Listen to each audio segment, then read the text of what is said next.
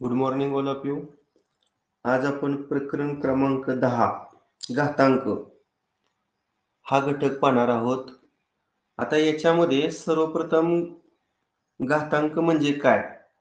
आता उदाहरणार्थ पहा, ए ही कोणतीही परिमेय संख्या असेल. ए ही कोणतीही परिमेय संख्या असेल. आता यापूर्वी परिमेय संख्या म्हणजे काय ते तुम्हाला झालेलं आहे. ए ही कोणतीही परिमेय संख्या असेल आणि यम ही जर नैसर्गिक संख्या असेल, पहा नॅचरल नंबर, यम ही नैसर्गिक संख्या असेल, तर समजा ए चा आपण यम वेळा गुणाकार केला. समजा ए गुणिले ए गुणिले ए. आता समजा 3 वेळा आपण गुणाकार केला तर आपण इथे 3 घातांक देतो. 2 वेळा गुणाकार केला तर आपण ए चा वर्ग लिहितो. अगदी त्याच पद्धतीनं ए चा मी जर 3 वेळा गुणाकार न करता यम टाइम्स गुणाकार केला, यम वेळा जर गुणाकार केला, तर याचं उत्तर आहे ए चा यम घातांक. याच्यामध्ये ए ही काय आहे, परिमेय संख्या आहे आणि यम ही काय आहे, तर नैसर्गिक संख्या आहे. आता याच्यामध्ये ए जो आहे त्या ए ला त्या घातांकित संख्येचा काय म्हटलं जातं, तर पाय असं म्हटलं जातं. आणि डोक्यावर जी संख्या आहे यम ही नैसर्गिक संख्या, या संख्येला काय म्हटलं जातं, तर घातांक असं म्हटलं जातं. बघा, ए हा काय आहे, तर पाय आहे आणि यम हा काय आहे, घातांक आहे. आणि हा जो ए चा यम घातांक आहे त्याला आपण घातांकित संख्या असं म्हणतो. याला काय म्हणतो, तर घातांकित संख्या. आता हे झालं घातांक. आता प्रत्यक्ष आपण घातांकाचा नियम पाहूया. आता पहिला नियम सर्वांनी लिहून घ्या. आता ए हा पाय आहे आणि दुसऱ्या संख्येचा सुद्धा ए हा पाय आहे. म्हणजे आपण ज्या दोन घातांकित संख्या घेणार आहोत त्यांचा पाया समान आहे. आता पहिल्या घातांकित संख्येचा घातांक यम घेतला आणि दुसऱ्या घातांकित संख्येचा घातांक n घेतला आणि ह्या दोघांच्या मध्ये गुणाकार चिन्ह घेतलं, म्हणजे समान पाया असणाऱ्या घातांकित संख्येचा हा गुणाकार आहे. समान पाया असणाऱ्या घातांकित संख्येचा हा गुणाकार आहे. मग जर पाया समान असेल तर पाया बदलत नाही. फक्त मध्ये जर गुणाकार चिन्ह असेल तर घातांकित संख्येची बेरीज होते, म्हणजे गुणाकाराची बेरीज होते. हे लक्षात आलं पाहिजे. गुणाकाराची काय होते, तर बेरीज होते. आता त्याचं आपण एक उदाहरण घेऊया. समजा 2 हा समान पाया आहे. पहिल्याचा पाया समजा घातांक 5 आहे, दुसऱ्या घातांकित संख्येचा पाया 3 आहे आणि ह्या दोघांचा तुम्हाला गुणाकार करायचा आहे. समान पाया आहे म्हणून पाया तसंच लिहिला. आता मध्ये गुणाकार चिन्ह असले की घातांकाची बेरीज करायची मला सांगितलं. म्हणजे कोणाची बेरीज येणार इथं, 5 आणि 3 ची काय येणार, तर बेरीज येणार. मग 5 आणि 3 ची बेरीज किती आली, 8. असा हा घातांकाचा काय आहे, तर पहिला नियम आहे. आता घातांकाचा आपण दुसरा नियम पाहूया. आता सुद्धा समान पायाच घेणार आहे. पहिल्या घातांकित संख्येचा यम घातांक, दुसऱ्या घातांकित संख्येचा n घातांक. फक्त मगाशी जे गुणिले चिन्ह होतं त्या ठिकाणी आपण भागाकार हे चिन्ह घेणार आहोत. आता ए हा समान पाया असल्यामुळे ए हा पायाच कायम ठेवलेला आहे. फक्त घातांकित संख्येचा भागाकार असला की घातांकाची वजाबाकी होते. म्हणजे यम आणि n ची काय मी करणार, वजाबाकी. पण हा नियम कधी वापरायचा, जर पहिल्या घातांकित संख्येचा घातांक हा दुसऱ्या घातांकित संख्येच्या घातांकापेक्षा मोठा असेल तर. आता एक उदाहरण घेऊया आपण. समजा 5 चा घातांक 7 भागिले 5 चा घातांक 4. आता उजवी बाजू समान पाय असल्यामुळं पाया नाही बदलायचा, फक्त भागाकार असल्यामुळं घातांकाची वजाबाकी होते. मोठा घातांक वजा लहान घातांक. घातांकाची जर वजाबाकी काढली तर ती 3 येते. असा हा घातांकाचा काय आहे, दुसरा नियम आहे. आपण आता घातांकाचा तिसरा नियम पाहूया. a चा घातांक m भागिले a चा घातांक n. आता इथं पण समान पाय आहे, फक्त इथं मी थोडा बदल केलेला आहे. इथं काय केलेलं आहे, दुसरा घातांक आहे तो पहिल्या घातांकापेक्षा काय आहे, मोठा आहे. असं असल्यानंतर अंशामध्ये 1 घ्यायचं आणि छेदामध्ये a चा मोठा घातांक वजा लहान घातांक, या टाईपमध्ये, म्हणजे 1 a चा n वजा m. आता एक उदाहरण समजा घेऊया. 5 चा घातांक 4 भागिले 5 चा घातांक 7 असा आहे. आता इथं दुसरा घातांक हा पहिल्या घातांकापेक्षा मोठा आहे. 1 असं उजव्या बाजूला लिहायचं आणि छेदामध्ये समान पाया आणि इथं नेहमीप्रमाणे मोठा घातांक वजा लहान घातांक. 7 मधून 4 गेल्यानंतर 3 आलं, किंवा हेच वर आल्यानंतर अधिक 3चं काय होणार आहे, तर अधिकची 3 घातांक आहे, तो वर आल्यानंतर काय होणार आहे, वजा 3 आहे. अशा पद्धतीने हा घातांकाचा तिसरा नियम आहे. आता हे जे 3 घातांकाचा नियम पाहिले यांच्यामध्ये पाया कसा होता, समान होता. आता मी काय करतो, घातांक समान घेतो. आता बघा, पहिल्या घातांकी संख्येचा a घातांक घेतला, दुसऱ्या घातांकी संख्येचा b घातांक घेतला, म्हणजे पाया भिन्न आहे. आता घातांक समान घेतो, इथं पण m घातांक घेतो आणि इथं पण m घातांक घेतो आणि ह्या दोघांच्या मध्ये गुणाकाराचा सिंबल. आता बघा काय होणार. आता घातांक समान आहे, त्यामुळे जो समान आहे तो एकदाच लिहायचा आणि पायाचा गुणाकार आपण ब्रॅकेटमध्ये लिहिणार आहे. इथं मात्र गुणाकाराचा अधिक होत नाही बरं का, हे लक्षात ठेवा. त्यानंतर पुढचा नियम, a चा m. आता गुणाकाराच्या जागेवर फक्त भागाकार मी घेतो. आता इथं पण काय आहे, तर घातांक समान आहे आणि a भागिले b, आपण a छेद b असं पण हे लिहू शकतो. त्यानंतर 6वा नियम, आता घातांकित संख्येचा घातांक घेतो. समजा आपलं a चा m ही घातांकित संख्या आहे आणि त्याचा पुन्हा घातांक जर घेतला तर ह्या घातांकित संख्येचा गुणाकार होतो का, म्हणजे m आणि n चा काय होणार आहे, तर गुणाकार होणार आहे. आता एक उदाहरण घेऊया. समजा 5 चा घातांक 7 आहे आणि त्याचा घातांक समजा 3 घेतला, तर इथं 7 आणि 3 चा काय होणार आहे, गुणाकार होणार आहे. 7 आणि 3 चा गुणाकार किती, तर 21. घाताचा घात हा नियम आहे. त्यानंतर प्रश्न क्रमांक 7, समजा एखादा घातांकित संख्येचा घातांक 0 असेल तर ह्याचं उत्तर कायम 1 असतं बरं का. अतिशय महत्वाचा हा घातांकाचा नियम आहे. समजा पाया 100 आहे, मात्र त्या 100 पाय असणाऱ्या घातांकित संख्येचा घातांक 0 असेल तर त्याचं उत्तर काय असतं, 1 असतं. हा 7वा नियम. आणि शेवटचा 8वा नियम पहा, एखाद्या घातांकित संख्येचा घातांक जर ऋण असेल तर तो छेदामध्ये गेल्यानंतर धन होतो, म्हणजे 1/a चा धन m.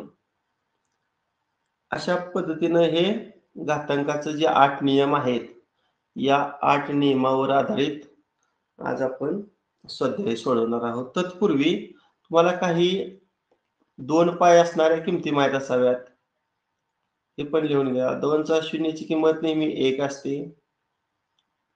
2 पाया 1 घातांक उत्तर 2, 2 पाया 2 घातांक उत्तर 4, म्हणजे 2 चा वर्ग थोडक्यात.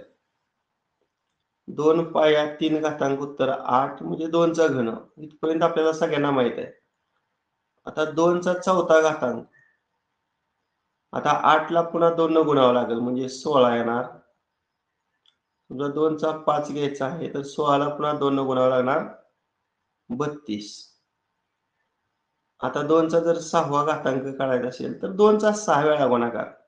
मग 32ला पुन्हा 2 न गुणा 64. हे एक पाठ असायला पाहिजे. किंवा 3चा शून्याची किंमत 1 असते घातांकाच्या नियमानुसार. 3चा घातांक 1 ची किंमत 3च आहे पहा. पुन्हा 3 पाया 2 घातांक उत्तर 9. 3 पाया 3 घातांक म्हणजे 3चा घन 27. 3चा चौथा घातांक. आता 27 आणि 3चा गुणाकार तुम्ही केला तर तो 81 येणार आहे. पुन्हा 3चा 5 करून बघा. 81 गुणिले 3. 3 एके 3 आणि 3 आठ 24. मग ते 243 येते. आपण 6 घातांक पर्यंत जास्तीत जास्त काढूया. आता 243 गुणिले 3 करून बघा.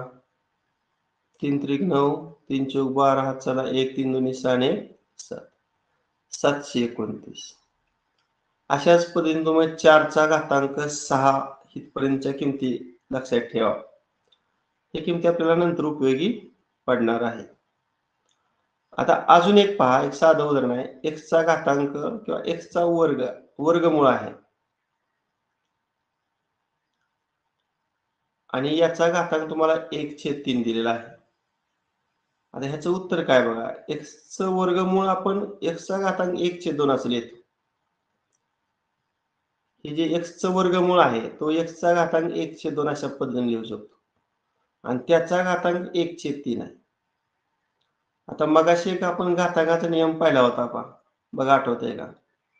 a चा m असेल आणि त्याचा पुन्हा घातांक n असेल तर त्या घातांकित संख्येचा गुणाकार होतो. म्हणजे m आणि n चा काय होतो? गुणाकार.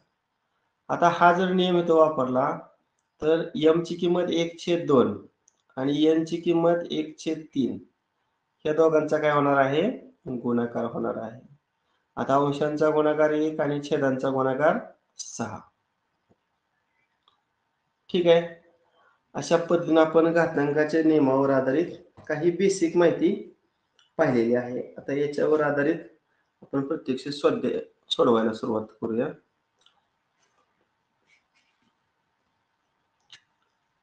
आता प्रश्न क्रमांक 1. बघा, वर्गमुळात x आणि त्याचा घातांक आहे 2/3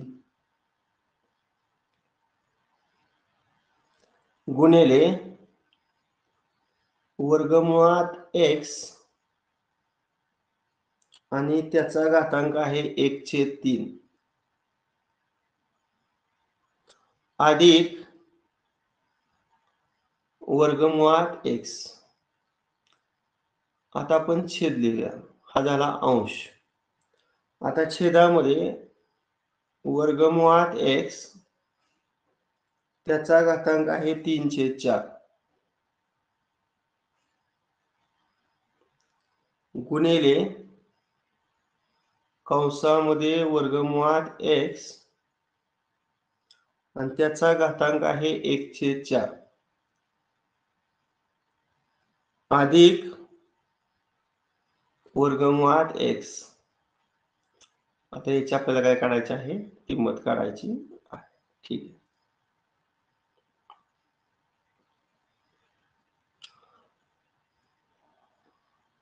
आता पहा, आता इथं जे आहे ते वर्गमुळात x आहे.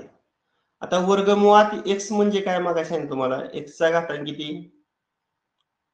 वर्गमुळात x म्हणजे x चं वर्गमूळ. x चं वर्गमूळ म्हणजे x चं दुसरं मूळ. म्हणजे x चा घातांक 1/2 असं आपण हे लिहू शकतो.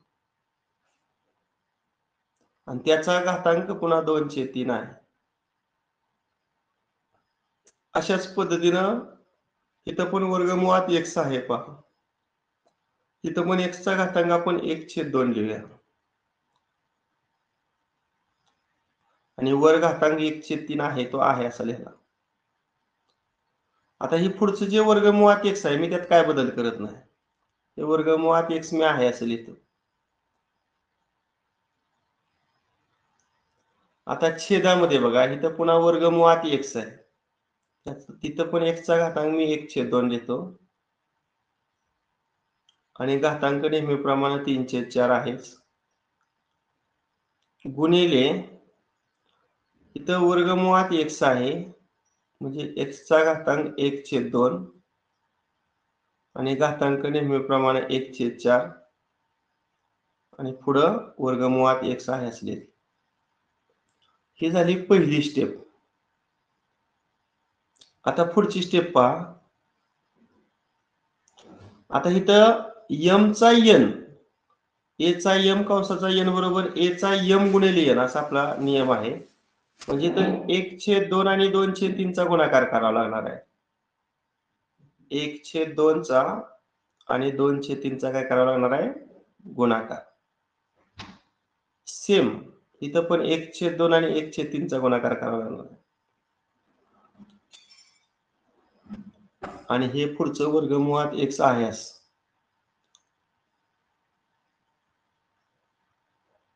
आता छेदामध्ये x चा 1/2 आणि 3/4 त्याचा घातांक आहे म्हणजे इथं पण 1/2 आणि 3/4 चा गुणाकार 1/2 गुणिले 3/4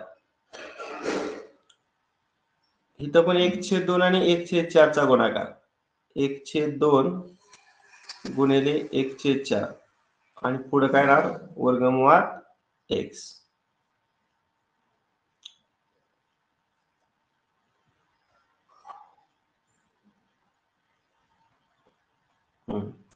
आता इथेच लिहितो अगोदर थोडी जागा आहे पहा. आता हे जे आहे x चा आता इथं बघा ह्या 2 ला हे दोन्ही गेलं तर इथे x चा घातांक 1/3 येते पहा. तिथे x चा घातांक 1/3. पुढे आता हे सोडवलं तर इथं पाया x आहे. अंशांचा गुणाकार 1 आणि छेदाचा गुणाकार 2 आणि 3 चा गुणाकार किती येणार 6 आणि अधिक वर्गमुळात x. त्यानंतर इथं छेद पहा इथं पाया x. आता इथं अंशाचा गुणाकार जर केला तर 3 एके काय येते 3 एके 3च येते. मग इथं 3 लिहितो आणि 2 आणि 4 चा गुणाकार किती येतोय तर 8 येतोय गुणिले इथं अंशांचा गुणाकार 1 आणि छेदाचा गुणाकार 2 किती 8 आणि अधिक वर्गमुळात x.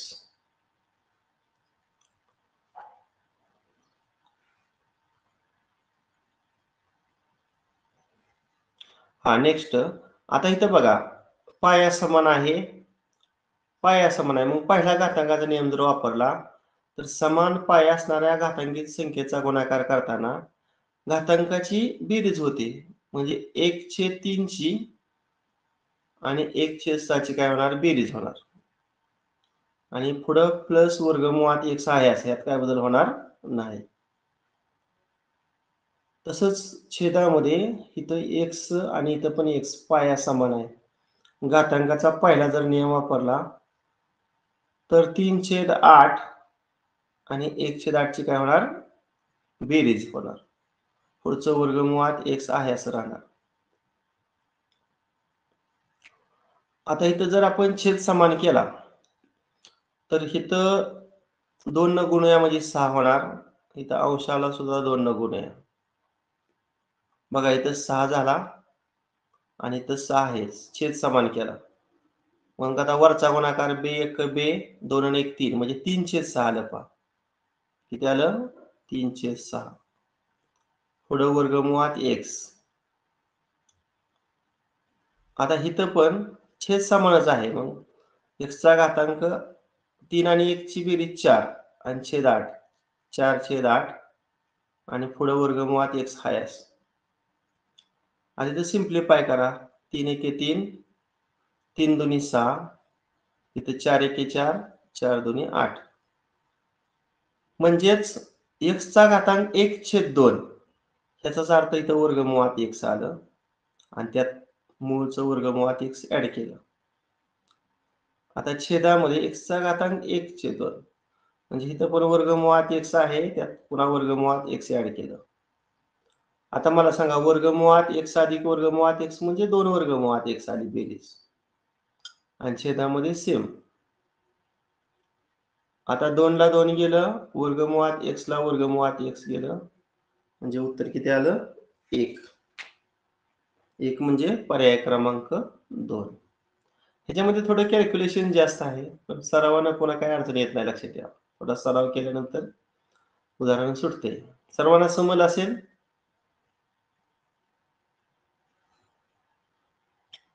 ठीक आहे. आता प्रश्न दुसरा पहा. 81 पाय आहे, त्याचा वर्ग गुणिले 27 पाय आहे, त्याचा वर्ग छेदामध्ये 9 चा घन गुणिले 3 चा 5वा घातांक बरोबर x चा घन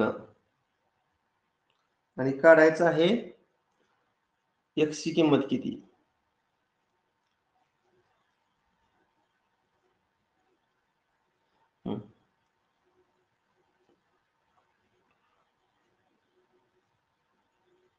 आता इथे 81 आहे, लक्षात ठेवा. इथे किती आहे? 81 आणि इथं पायाखाली 9 आहे. मग आता 81 हे आपण 9 चा वर्ग असं लिहू शकतो. 81 हे 9 चा वर्ग असं लिहू शकतो. 9 चा वर्ग 81 आणि ते 81 चा वर्ग आहे म्हणजे 9 च्या वर्गाचा वर्ग आपण घ्या. आणि इथं 27 आहे आणि इथं 3 आहे. मग 27 3 पायाच्या रूपात कन्वर्ट करा म्हणजे हा 3 चा काय झाला? घन झाला. 3 चा घन 27 आणि त्याचा पुन्हा वर्ग आहे. आता छेदामध्ये 9 चा घन गुणिले 3 चा 5वा घातांक आणि उजवी बाजू x चा घन.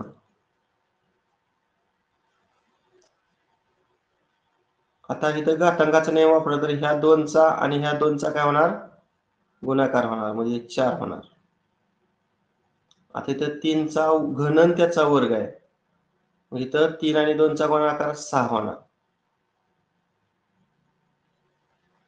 तर छेदामध्ये 9 चा घन गुणिले 3 चा 5वा आणि ह्या बाजूला काय राहिलं मग? x चा घन. आता हे जर सोडवलं तर 3 चा 5वा घातांक आणि ह्यातला 3 चा 5वा घातांक गेला तर फक्त 3 राहिलं आणि 9 चा घन त्यातला 9 चा घन गेल्यावर इथं फक्त 9 राहिलं म्हणजे एकंदरीत 9 आणि 3 चा गुणाकार राहिला फक्त डाव्या साईडला आणि तो किती येतोय मग? 27 आणि दोन्ही बाजूची जर घनमूळ काढली तर 27 चं घनमूळ किती? 3. अशा पद्धतीने याचं उत्तर किती येतंय? 3 येते म्हणजे पर्याय क्रमांक 2. पर्याय क्रमांक 2. त्यानंतर पुढचा प्रश्न पहा. प्रश्न क्रमांक 3. 27 चा घातांक 1/3 गुणिले 36 चा घातांक 1/2 गुणिले 81 चा घातांक 1/4 छेदस्थानी 25 चा घातांक 1/2 गुणिले 400 चा घातांक 1/2.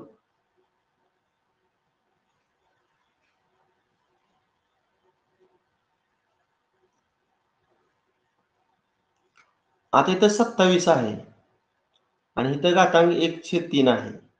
ह्याचा अर्थ 27 चं घनमूळ बरं का. याचा अर्थ काय? 27 चं घनमूळ मग 27 कोणाचा घन आहे? तर 3चा आहे, म्हणजे 27चं घनमूळ 3. आता 36चा घातांक 1/2 ह्याचा अर्थ 36चं दुसरं मूळ म्हणजे 36चं वर्गमूळ. मग 36 कोणाचा वर्ग आहे? तर 2चा आहे.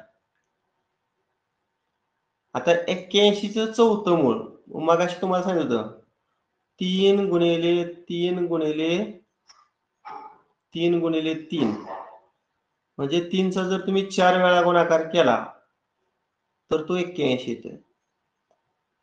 3 त्रिक 9, 9 त्रिक 27 आणि 27 त्रिक 81. आता याचाच अर्थ 3चा घातांक 4 ची किंमत 81 म्हणजे 81चं जे चौथं मूळ आहे त्याची किंमत 3 आहे. आता 81चं चौथं मूळ आपण घातांक 1/4 या स्वरूपात लिहू शकतो. 81चं जे चौथं मूळ आहे त्याची किंमत पुन्हा 3 आली. नेक्स्ट छेद. 25चं वर्गमूळ 5 आणि 400चं वर्गमूळ 400 हा 20चा वर्ग आहे. आता एकदा किमती मांडल्यानंतर फक्त संक्षिप्त रूप द्यायचं आहे. 3 गुणिले 2 गुणिले 9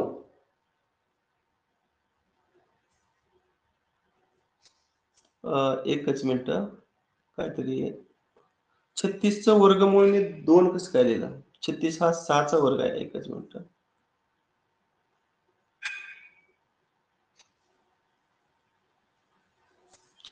36चं वर्गमूळ किती? 6. म्हणजे 3 गुणिले 6 गुणिले 3 अंशात आलं आणि छेदामध्ये 5 गुणिले 20 आलं. आता इथं संक्षिप्त रूप देऊया. बेत्रिक 6 आणि बेद आहे 20. आता वरचा गुणाकार करून बघा. 3 त्रिक 9 आणि 9 त्रिक 27 आणि छेदामध्ये 10 5 50. किंवा आपण नसता सिम्प्लिफाय केलं का नाही तरी चाललं असतं, कारण छेद 100 आल्यानंतर सिम्प्लिफाय करायला सोपं जातं. मग वरचा गुणाकार करा. 3 × 18 आणि 8 त्रिक 54 आणि छेदाचा गुणाकार 20 5 100. आता छेद 100 असला की दशांश चिन्हानंतर 2 अंक आले पाहिजे, म्हणजे याचं उत्तर 0.54 असं आलं.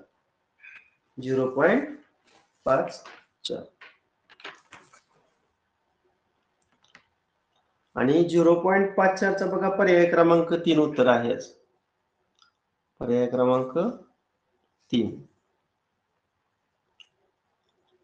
Next question number 4. पुढीलपैकी कोणत्या पदाची किंमत सर्वात जास्त आहे? पुढीलपैकी कोणत्या पदाची किंमत सर्वात जास्त आहे? पहिला पर्याय आहे 3चा 2 घातांक गुणिले 3चा 0 घातांक. दुसरा पर्याय 3चा वर्ग अधिक 3चा 0.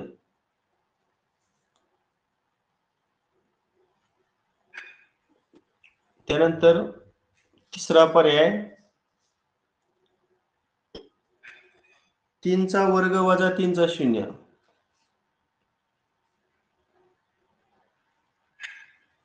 आणि शेवटचा चौथा पर्याय 3चा वर्ग भागिले 3चा 0. घातांकी संख्या समान आहेत, परंतु पहिल्या पर्यायात गुणाकार, दुसऱ्या पर्यायात बेरीज, तिसऱ्या पर्यायात वजाबाकी आणि चौथ्या पर्यायात भागाकार आहे. बरं, आपण हे सॉल्व्ह करून बघूया. 3चा वर्ग 9 आणि 3चा 0ची किंमत 1 आणि ह्यांचा गुणाकार किती आला मग? तर 9 आला. तसे तर 9 आणि 1 ची बेरीज येणार, ती 10 येणार. इथं 9 आणि 1 ची वजाबाकी येणार, ते 8 येणार. आणि इथं 9 आणि 1चा जर भागाकार केला तर तो 9 येतोय. मग आता ह्या 4 पर्यायात सर्वात मोठी संख्या आहे ती 10 आहे. 10 म्हणजे याचं उत्तर पर्याय क्रमांक 2 हे आहे. पर्याय क्रमांक 2. त्यानंतर पुढचा प्रश्न आहे 5वा.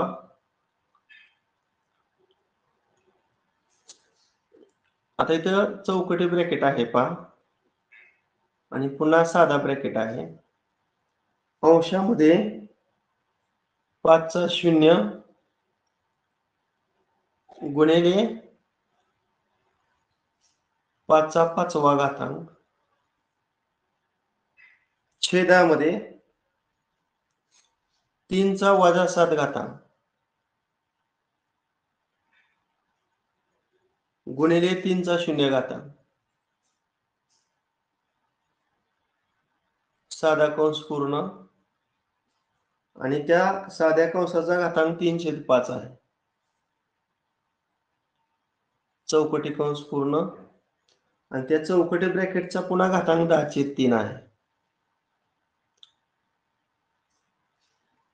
आता याचं उत्तर आपल्याला शोधायचं. याचं अतिसंक्षिप्त रूप कोणतं? आता थोड्या स्टेप्स मी कमी करतो. इथं घातांक आहे आणि इथं पुन्हा घातांक आहे. मग घाताचा घातांक म्हटल्यानंतर त्या दोघांचा बाजूला मी गुणाकार करून घेतो. म्हणजे ह्या 3/5 आणि 10/3 काय करतो? गुणाकार करतो. बघा ह्या 3ला हे 3 कॅन्सल झालं आणि इथं 5 × 5 5 दुनी 10 म्हणजे थोडक्यात इथं वर्ग येतोय वर्ग. आता ब्रॅकेट सॉल्व्ह करूया. 5चा 0ची किंमत 1. इथं 5चा 5वा घातांक. आता जर तुम्ही 5चा 5वा घातांक जर किंवा 5चा 5वा घातांक मी आहे असा लिहितो. इथं काय करत बसत नाही. आता छेदामध्ये 3चा वजा 7 पण मी आहे असं लिहितो आणि 3चा 0ची किंमत 1 असते. आणि या सगळ्याचं मगाशी वरचा गुणाकार आपण करून 2 काढलेला आहे. म्हणजे वर राहिलं 5चा 5वा घातांक आणि खाली राहिलं 3चा वजा 7 घातांक आणि या कंसाचा घातांक 2 म्हणजे वर्ग येणार.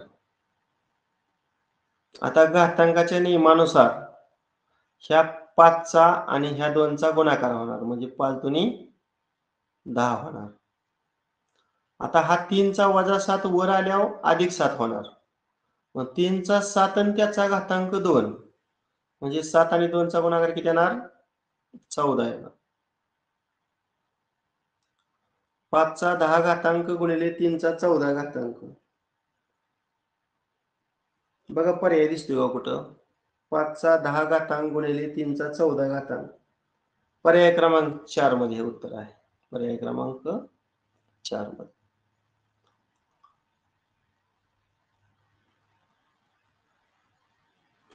ठीक आहे.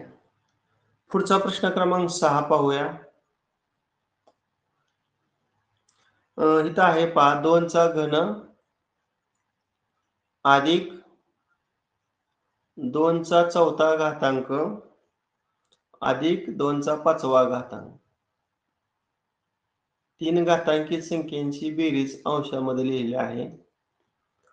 आता छेदस्थानी 2चा वर्ग प्लस 2चा घन प्लस 2चा 4था घातांक. आता याची आपल्याला व्हॅल्यू काढायची आहे. आता बऱ्याच वेळा आम्ही असं पण करू शकतो की अंशातून 2चा जर वर्ग मी कॉमन घेतला तर आत काय राहते बघा किंवा 2चा वर्ग ठीक आहे. आता इथं 2च राहणार. दुसऱ्यातून 2चा वर्ग राहणार आणि त्यानंतर तिसऱ्यातून 2चा तिसरा राहणार आणि छेदस्थानी इथं पण मी जर 2चा वर्ग कॉमन घेतला तर इथं किंवा 2 अधिक इथं जर 2च कॉमन समजा घेतलं तर इथं काय राहणार? 2 राहणार. इथं 2चा वर्ग राहील आणि पुढे 2चा घन राहील. आता छेदातील आणि अंशातील कंस सारखा आहे. कंसाला जर कंस गेला तर वर राहिलं 2चा वर्ग म्हणजे 4 आणि खाली राहिलं 2 आणि हे जर सिम्प्लिफाय केलं तर उत्तर किती येतंय? 2 येतंय. उत्तर किती येतंय? 2 म्हणजे पर्याय क्रमांक 4 येते. परंतु हे कॉमन घेऊन अंश कंसामध्ये काय घ्यायचं हे बऱ्याच जणांच्या लक्षात येत नाही. त्यामुळे हे आपण किमती आपल्या पाठच आहेत. मगाशी आपण 2च्या सर्व घातांकाच्या किमती पाठ केलेल्या आहेत. त्या पद्धतीनं जर काढलं तर 2चा घन 8, 2चा चौथा 16 आणि 2चा पाचवा पुन्हा 32. 8 अधिक 16 अधिक 32 असं येणार. आता छेदामध्ये 2चा वर्ग 4, 2चा घन 8 आणि 2चा चौथा 16. आता वरची बेरीज करून बघा. 16 आणि 8 24, 24 आणि 32 42, 52, 53, 54, 55, 56 येते पहा अंशातील बेरीज. आणि छेदामध्ये 8 आणि 4 12 आणि 16 आणि 12 28 आणि हा जर गुणाकार केला तर 28 दुनी 56 म्हणजे पर्याय क्रमांक 4. तुम्ही या पण पद्धतीनं हे उदाहरण सॉल्व्ह करू शकता.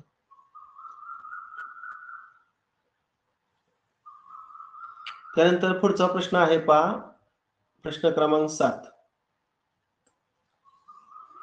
जर बघा जर वर्गमूळ चिन्हात 12 पाय आहे आणि घातांक आहे 3m-2 3m-2 ही डावी बाजू आहे आणि उजवी बाजू जर 12चा वर्ग अशी असेल तर m ची किंमत किती असा प्रश्न आहे. आता पहा तर m ची किंमत किती. आता इथं वर्गमूळ आहे पहा इथं वर्गमूळ. मग वर्गमूळ चिन्ह घालवायचं म्हटल्यावर दोन्ही बाजूचा वर्ग करावा लागतो. मग आता डाव्या बाजूचा जर वर्ग केला तर वर्गमूळाला वर्ग जाणार म्हणजे फक्त आतली घातांकी संख्या उरणार पहा. फक्त आतली घातांकी संख्या उरणार. आणि इथं जर वर्ग केला तर 12च्या वर्गाचा वर्ग म्हणजे 2 आणि 2चा गुणाकार किती येणार? 4 येणार. ही स्टेप अतिशय महत्वाची आहे पहा. दोन्ही बाजूचं आपण वर्ग केलेला आहे. आता डाव्या बाजूला बघा पाया 12 आहे आणि उजव्या बाजूला पण पाया 12 आहे. पाया समान असला की घातांक समान असतो. मग डाव्या बाजूचा घातांक 3m-2 बरोबर उजव्या बाजूचा घातांक 4. हे एक चल समीकरण तयार झालं ते सोडवूया. आता डावीकडचं -2 उजवीकडे गेल्यानंतर +2 होणार. उजव्या बाजूची बेरीज किती आली? 6. आता डाव्या बाजूचं गुणिले 3 उजवीकडे गेल्यानंतर भागिले होणार आणि ते सिम्प्लिफाय केल्यानंतर किती येणार? 2. m ची किंमत 2 येते म्हणजे पर्याय क्रमांक 2 हे याचं उत्तर आहे. त्यानंतर प्रश्न क्रमांक 8. आता इथं पहिल्यांदा वर्गमूळ चिन्ह दिलेलं आहे आणि पुन्हा कंसामध्ये वर्गमुळात 100 आणि त्याचा वर्ग आहे वजा चौकटी ब्रॅकेटमध्ये साध्या कंसात 64चा वर्ग आहे आणि चौकटी ब्रॅकेटचा घातांक 1/6 आहे छेद वर्गमुळात 36 छेद वर्गमुळात 36. आता याची किमती काढताना 2 अचूक पर्याय निवडायचे आहेत म्हणजे 2.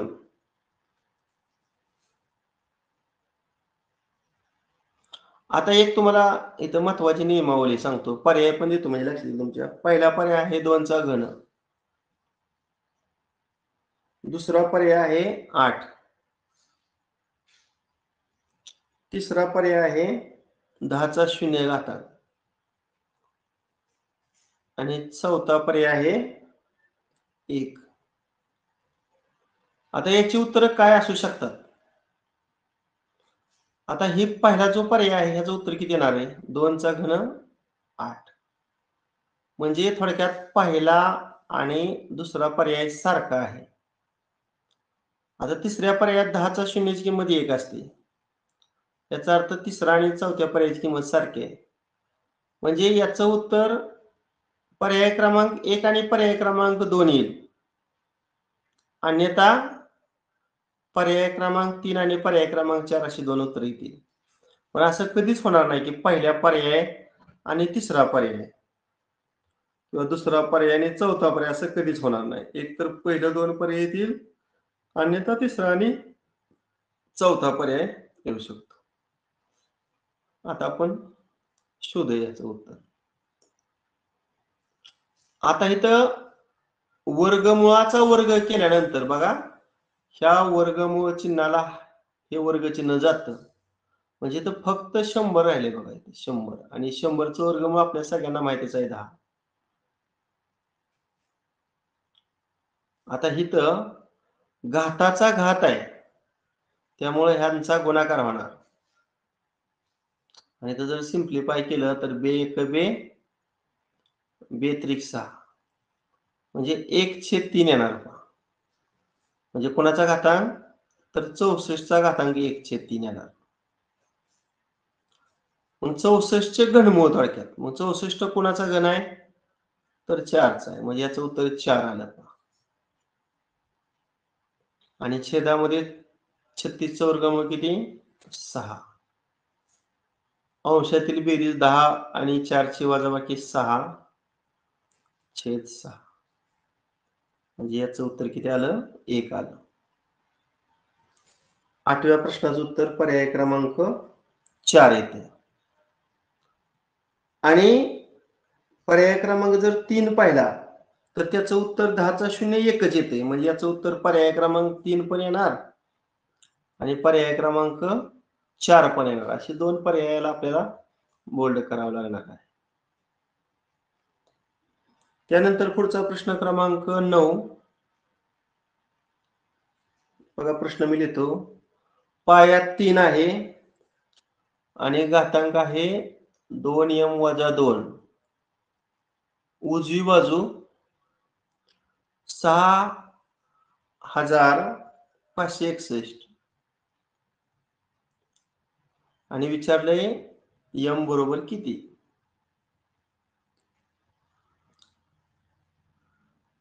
आता हिथं मात्र बरं का, मगाशी आपण 3चा घातांक 1 ची किंमत, 3चा घातांक 2 ची किंमत काढत गेलो होतो. मग ते 3चा घातांक 6 पर्यंत आपण गेलतो. ते आपण जर अजून पुढे काढत गेलो असतो तर हे पाठच पाहिजे. पुन्हा एकदा मी काढून दाखवतो. 3चा घन किती? 27. 3चा चौथा घातांक 81. 3चा जर 5वा घातांक केला तर 3 एके 3 आणि 3 आठ 24. 243.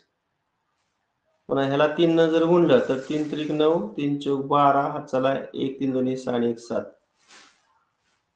पुन्हा 3चा 7 म्हणजे पुन्हा ह्याला 3 न गुणा. 3 9 27, हात चला 2, 3 दोन्ही 6 आणि 2 8 आणि 3 7 21.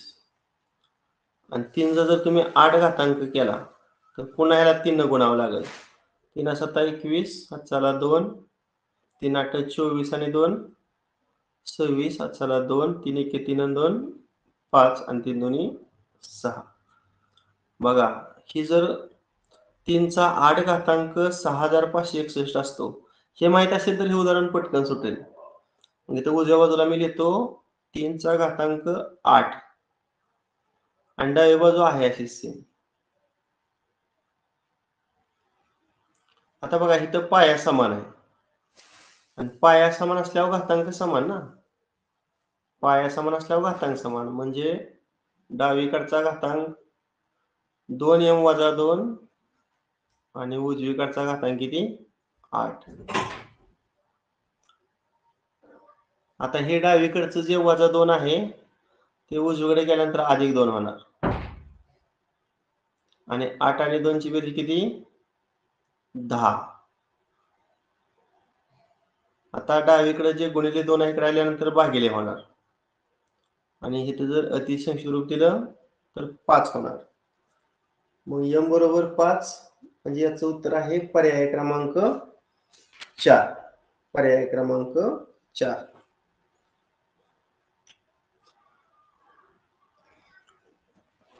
अशा पद्धतीने आज आपण ही सगळी आतापर्यंत झाली ती नमुना उदाहरणं पाहिलेली आहेत.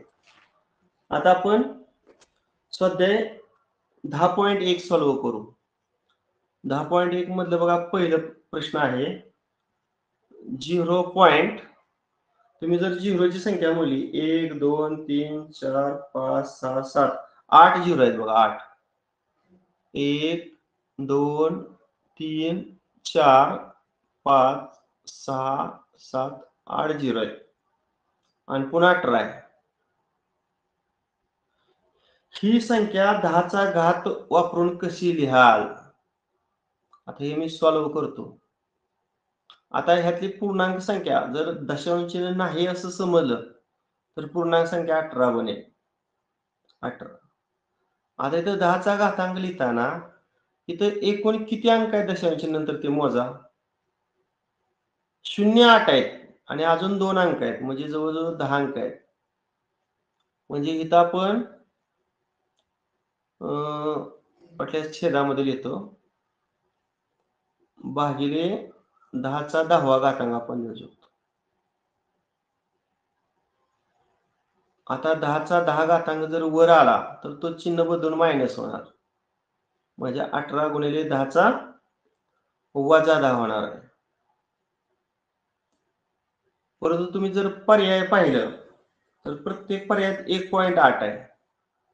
मग आता 1.8 येण्यासाठी 1.8 ला कितीनं गुणल्यानंतर 18 होणार तर पुन्हा 10 गुणावं लागणार आणि पुढे 10चा किती आहे -10. आता इथं घातांक नाही म्हणजे 1 आहे. 1.8 गुणिले आता घातांकाच्या नुसार पाया समान आहे त्यामुळे वरची बेरीज होणार. मग 1 - 10 जर केलं तर ते -9 येते. 10चा -9 म्हणजे याचं उत्तर पर्याय क्रमांक 3 येते. पहा पर्याय क्रमांक 3.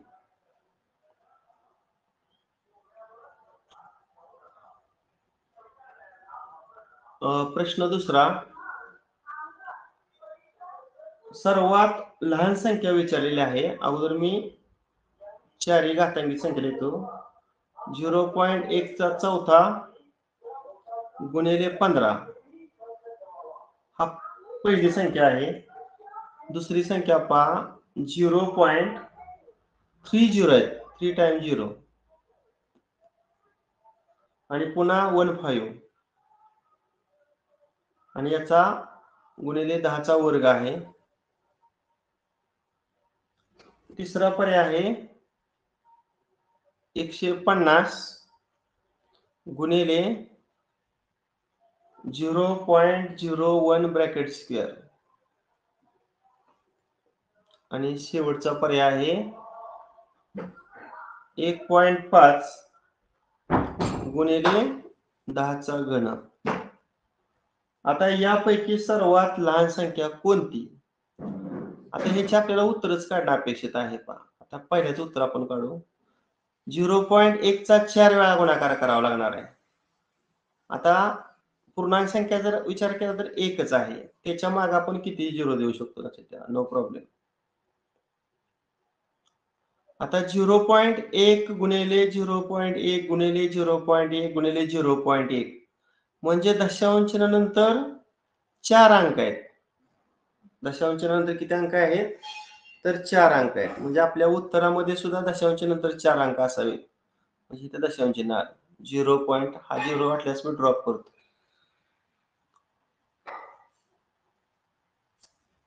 आणि गुणिले 15. आता इथं 15 एके 15 मग आपण किती 0 देऊ शकतो पण दशांश नंतर 4 अंक असायला पाहिजेत म्हणजे दशांश चिन्ह इथे येणार, म्हणजे 0.0015 हे उत्तर आलं पहिल्या पर्यायाचं. आता दुसरा पर्याय पाहूया. आता 10चा वर्ग म्हणजे 100 आहे बरं का. 10चा वर्ग म्हणजे 100 आणि 100 न गुणायचं म्हणजे दशांश चिन्ह 2 घरं पुढे जाईल, म्हणजे इथं दशांश चिन्ह येणार पहा. म्हणजे काय उत्तर येणार याचं 0.015.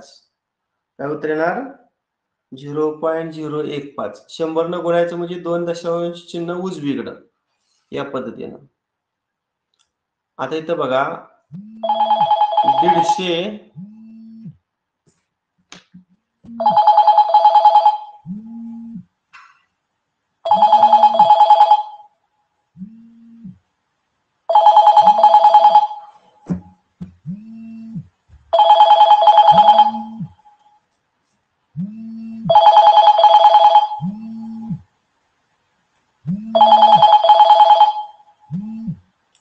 Hello sir. आताच चालू आहे, ड्रॉप करा पुन्हा करा.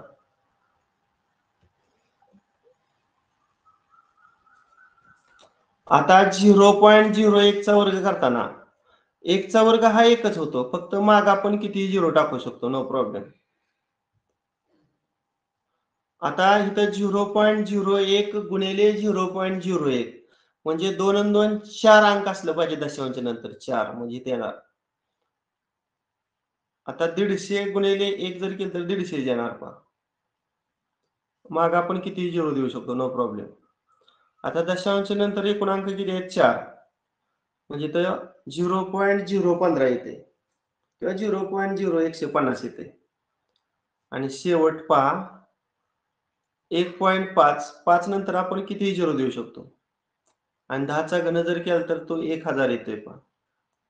आता हे उत्तर जर काढलं 1000 न गुणायचं म्हणजे 3 दशांश स्थळ आपल्याला उजवीकडे जावं लागणार, म्हणजे याचं उत्तर येते 1500. 1500.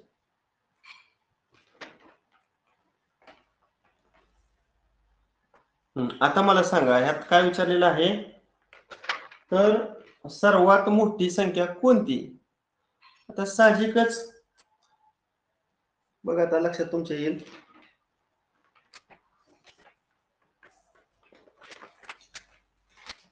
सर्वात लहान संख्या विचारलेली आहे. आता ही सगळ्यात मोठी आहे 1500 म्हटल्यानंतर, हा तर पर्याय येऊ शकत नाही. आता दशांश नंतरचा पहिला अंक बघा उजवीकडचा 0 आहे, इथं पण 0 आहे, इथं पण 0 आहे, तिन्ही मध्ये समान आहे. आता इथं बघा 0 आहे, दशांश नंतर दुसरा अंक 0 आहे, इथं 1 आहे आणि इथं 1 आहे, म्हणजे ही संख्या मोठी येऊ शकते आणि ही संख्या पण मोठी येऊ शकते. म्हणजे सर्वात लहान अपूर्णांक हा पर्याय क्रमांक 1 मध्ये येते. कुठे येतोय, पर्याय क्रमांक 1 मध्ये येतो. त्यानंतर प्रश्न क्रमांक 3 -2 x चा वर्ग भागिले 3y आणि त्याचा ब्रॅकेटचा घातांक 3 आहे, म्हणजे घन करायचा आहे. आता याची किंमत किती असं विचारलेलं आहे. आता याचं पण 2 अचूक पर्याय या ठिकाणी विचारलेला आहे. आता तुम्हाला यापूर्वी झाले ऋण संख्येचा घातांक ऋण संख्याचा असतो, त्यानंतर 2 चा घातांक 8. आता वर्गाचा घन म्हणजे ह्या 2 चा आणि ह्या 3 चा गुणाकार करावा लागेल इथं, मग तो किती येणार 6 येणार आणि छेदामध्ये 3 चा घन किती 27 आणि y चा घन y घन. तुम्ही चेक करा हा पर्याय दिसतोय का कुठं. मला वाटतं पर्याय क्रमांक 1च आहे. पर्याय क्रमांक 1 हे उत्तर आहे. आता पर्याय क्रमांक 4 जर पाहिला तर त्यांनी काय केलेलं आहे, हा जो y चा घातांक 3 आहे का नाही, तो वर आल्यानंतर धनचा ऋण होणार ना, म्हणजे y चा घातांक -3 होणार आणि असा हा पर्याय क्रमांक 4 आहे. म्हणून याचं उत्तर पर्याय क्रमांक 1 पण आहे आणि पर्याय क्रमांक 4 सुद्धा आहे. त्यानंतर प्रश्न 4 27 गुणिले 64 बरोबर 2 चा घन गुणिले 6 चा x घातांक. आणि विचारलंय x ची किंमत किती? x बरोबर प्रश्नचिन्ह. आता हे जर तुम्ही उत्तर पाहिले 27, तर मला वाटते तो 3 चा घन येतोय. काय येतोय? 3 चा घन येतोय. मग इथं मी 3 चा घन असं हे लिहितो तात्पुरतं, बघूया काय 3 चा घन. आणि 64 जर पाहिला तर तो हा 4 चा घन आहे. 4 चा काय आहे? घन आहे. आणि उजवी बाजू मी आहेच लिहितो, 2 चा घन गुणिले 6 चा x घातांक.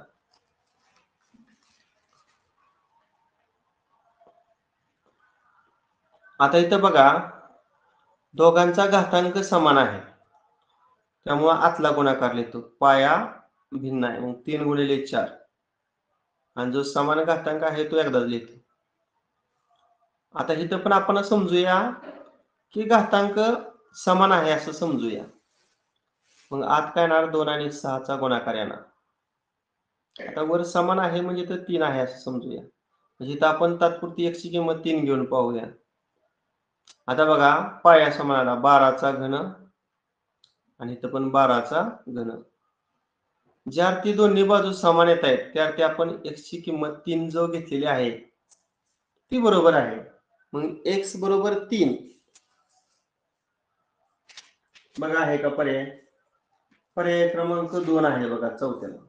बरोबर आहे.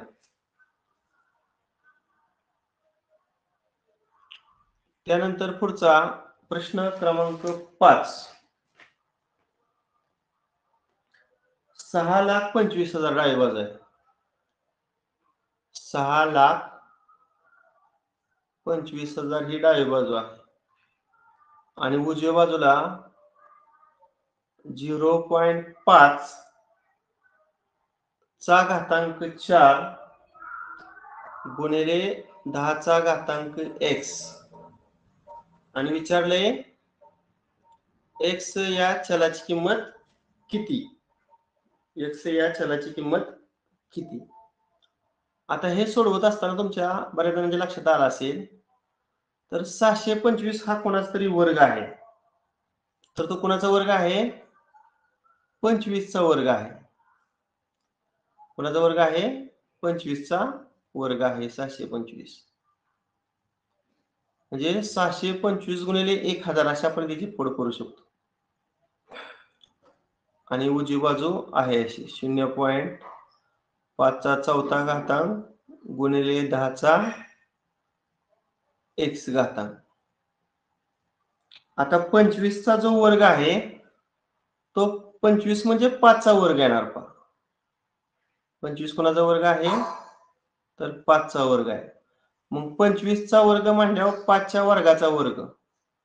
घातांकाचा जर नियम वापरला तर 2 आणि 2 चा गुणाकार 4 येणार. म्हणजे इथं 5 चा चौथा आपण लिहू शकतो. 5 चा चौथा. आणि इथं 1000 जर पाहिला तर 10 चा काय झाला? घन झाला. आता इथं 0.5 चा चौथा आहे. आता 0.5 हे आपण असं लिहू शकतो ना रे, 5 छेद किती लिहिता येईल बघा?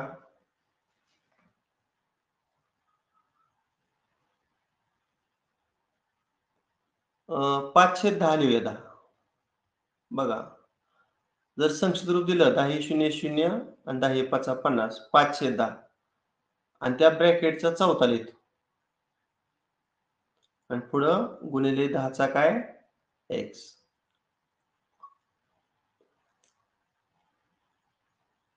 आता उजवी बाजू सॉल्व्ह करूया. 5 चा चौथा आणि खाली किती येणार? 10 चा चौथा आणि गुणिले 10 चा x. आता उजवी बाजू 5 चा चौथा गुणिले, आता इथं 10 चा काय येतोय बघा? हा x आहे. 10 चा काय आहे? x आहे आणि खाली जो +4 आहे तो वर आल्यावर वजा होणार ना. इथं -4 येणार. x - 4. आता ह्या दोन बाजू जर तुम्ही कंपॅरिझन केली बघा. ही काय आली आपली डावी बाजू आणि काय आली उजवी बाजू आली. तर 5चा 4 ला हा 5चा 4 कॅन्सल झाला. इथं पाया समान आहे बघा. इथं पाया काय आहे समान. मग घातांक बरोबर घातांक म्हणजे इथं डावीकडे 3 राहिलं आणि उजवीकडे x - 4 आहे. आता हे जे -4 आहे राहिल्यानंतर +4 होणार. उजवी बाजू x राहिली आणि 3 आणि 4 ची बेरीज किती येणार मग 7 येणार. म्हणून याचं उत्तर पर्याय क्रमांक 2 आहे. पाचव्याला पर्याय क्रमांक 2 आहे. त्यानंतर पुढचा प्रश्न 6वा. एक 9 प्रश्न आहेत याच्यामध्ये. आज थोडा एक 5-10 मिनिटं जास्त होईल, परंतु हा सध्या आपला पूर्ण होणं पण गरजेचं आहे. जर x चा घातांक 1/2 बरोबर 8 तर विचारले पहा x चं तिसरं मूळ म्हणजे x चा घातांक 1/3 आणि त्याचा घातांक वर्ग याची किंमत किती. आता हे सॉल्व्ह करूया. इथं जर वर्ग केला तर वर्गमूळ चिन्ह कॅन्सल होईल म्हणजे दोन्ही बाजूचा वर्ग करूया. पण दोन्ही बाजूचा जर वर्ग केला तर डाव्या बाजूला फक्त x राहील पहा आणि 8 चा वर्ग किती येणार मग 64. आता ह्याची किंमत काढायची. आता x च्या ठिकाणी आपण 64 भरूया. 64 चा घातांक 1/3 आणि त्याचा वर्ग. आता 64 चा घातांक 1/3 म्हणजे 64 चं घनमूळ आणि 64 चं घनमूळ हे 4 असतं आणि त्याचा पुन्हा वर्ग आणि 4 चा वर्ग मग वर्ग किती येणार 16 येणार. 16 आहे का बघा उत्तर. 16 म्हणजे पर्याय क्रमांक 3 येते बघा. बरोबर आहे पर्याय क्रमांक 3. त्यानंतर प्रश्न क्रमांक 7. जर 81 बरोबर 27 चा घातांक x तर x बरोबर किती. सोपा प्रश्न आहे हा सुद्धा. आता हे 81 असू द्या किंवा 27 असू द्या ते 3 चं घातांक आहे. आता मला वाटते हा 3 चा चौथा घातांक आहे. करून बघा 3 चा 4 वेळा गुणाकार 81 येतोय. 3 त्रिक 9 9 त्रिक 27 आणि 27 त्रिक 81 बरोबर आहे. आणि 27 हा 3 चा घन आहे. मग 27 च्या जागेवर मी 3 चा घन लिहिला आणि त्याचा घातांक x लिहिला.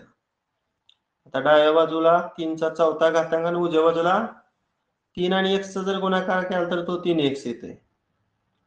आता पाया समान आहे म्हणून घातांक समान. पण डावीकडचा घातांक 4 बरोबर उजवीकडचा घातांक 3x. आता गुणिले 3 डावीकडचं उजवीकडच्या डावीकडे आल्यावर भागिले होणार. म्हणजे x ची किंमत 4/3 येते. आहे 7व्याला पर्याय क्रमांक 4. याचं उत्तर पर्याय क्रमांक 4 मध्ये आहे. त्यानंतर प्रश्न क्रमांक 8. 1024 ही संख्या पुढीलपैकी कोणत्या पर्यायानं व्यक्त होत नाही विचारले. व्यक्त होत नाही. आता काय करूया आपण पर्याय एक एक घेऊया. आता पहिला जर पर्याय पाहिला तर 10.24 गुणिले 10 चा वर्ग आहे. आता हे सॉल्व्ह करून बघूया. 10.24 आता 10 चा वर्ग हा 100 असतो पहा. तर 100 न गुणल्यावर 2 घरं उजवीकडे म्हणजे दशांश चिन्ह कुठे येणार 4 नंतर म्हणजे याचं उत्तर 1024. म्हणजे या पर्यायातील संख्येची जी किंमत आहे ती बरोबर आहे. आपल्याला चुकीची किंमत काढायची आहे. म्हणजे पहिला पर्याय येत नाही.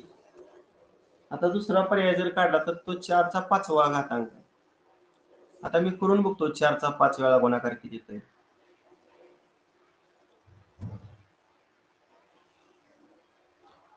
4 चोक 16, 16 चोक 64 आणि पुन्हा इथे 4 चोक 16. हा गुणाकार करून पाहूया. 16 चोक 64 चला 6, 64 96 आणि 6 102 म्हणजे 1024 उत्तर आलं. म्हणजे हा सुद्धा पर्याय येऊ शकत नाही. तिसरा पर्याय आहे 2चा 10वा घातांक. याचा अर्थ 2चा 10 वेळा गुणाकार करावा लागेल.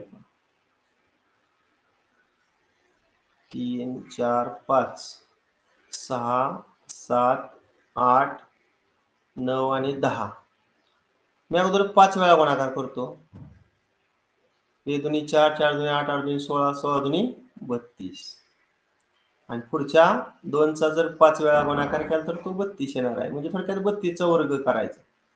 2चा वर्ग 4, 3 दुनी 6, 6 दुनी 12, चला 1, 3 3 9 1 10. पुन्हा 1024 झालं. म्हणजे हे सुद्धा उत्तर नाही. पहिल्या तिन्ही पण पर्यायातील किमती 1024 अशा आलेल्या आहेत. आता 5चा इथं चौथा दिलेला आहे. म्हणजे 5चा तुम्ही 4 वेळा गुणाकार करायचा.